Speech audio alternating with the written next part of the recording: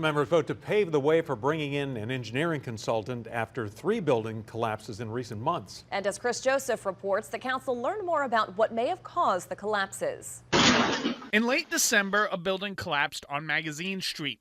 Earlier that month, a building collapsed on Lafayette Street. And 3 months before that, a building collapsed on Oretha Castle Haley Boulevard. This is very odd, it's bizarre, it's scary. At-large council member Helena Moreno and other council members at Wednesday's committee meeting voted to start the process of bringing in an engineering consultant to help prevent any more collapses.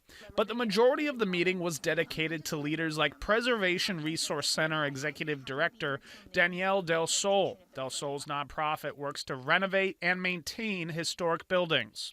We have near constant humidity, and moisture is the #1 enemy of building materials. Del Sol gave a presentation which identified trapped moisture and bad materials as part of what led to the Lafayette collapse.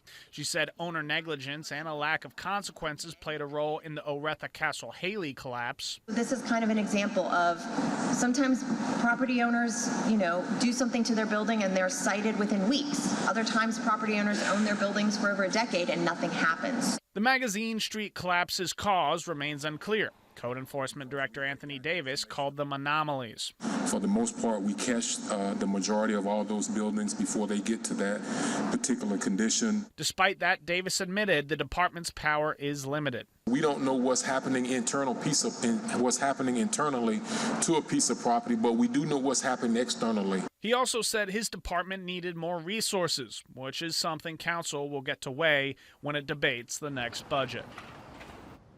Now, the council is scheduled to vote on the motion to bring in the engineering consultant at its full meeting tomorrow. Meg?